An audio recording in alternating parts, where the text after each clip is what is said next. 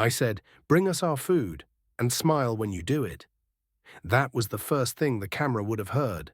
No setup, no context, just that line cutting through the soft diner music and clinking silverware. The waitress stood still, her name tag read, Rachel. Her eyes flickered, not with fear, but with exhaustion. She'd been on her feet for 9 hours. The dinner rush had come and gone, but these two guys, loud, drunk on ego, weren't going anywhere. One of them slapped the table, the other leaned back and grinned. "What, you deaf now?" I said, "Smile, sweetheart." She tried. God, she tried. But that smile cracked under the weight of every shift, every rude customer, every moment she swallowed her pride just to make it through the day. Her hands trembled as she held the tray. One of the men reached out and grabbed her wrist, not playfully, possessively, and that's when the bell above the diner door chimed. 6 men walked in. No words, no smiles, just boots on tile, heavy with miles. They wore vests, patched black leather, road dust clinging to them like old ghosts. Faces hard, eyes sharper than the silver on the tables. One of them looked at Rachel, saw her frozen wrist in a stranger's grip. Then came a low voice, almost casual but deadly clear. "Let her go." The guy holding her didn't even turn around. "Mind your business, old man," he muttered. "She likes it rough." The diner fell quiet. You could hear the ceiling fan, the fork dropped by someone in the back booth. The air was suddenly heavier.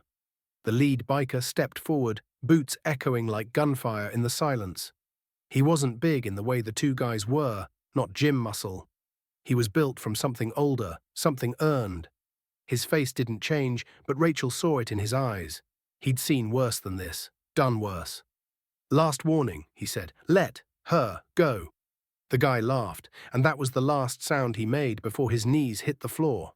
It happened in a blink, a twist, a snap. The biker had him on the ground, wrist bent in a way it shouldn't bend, the thug's voice cracking in panic. The other guy lunged, yelling, but didn't make it 2 steps before another biker grabbed him, turned him, and shoved him into the booth so hard the table shook. The diner? Silent. Nobody moved. Rachel stumbled back, shocked, heart pounding, eyes wide. One of the bikers gently steadied her. "You all right, Mum?" She nodded, almost too stunned to speak. The leader crouched by the whimpering thug. He didn't yell, he didn't threaten. His voice was almost kind, and that made it scarier. "You think you're strong? You think grabbing women, making them uncomfortable, that makes you a man?" He paused, looked up at Rachel, then back down. "You're not strong, you're weak, and you're lucky I got better things to do than teach you what strength actually looks like." He stood up, looked at the second, thug still gasping in the booth. "Both of you, out." They didn't argue, they scrambled like rats in daylight. One limped, the other held his shoulder.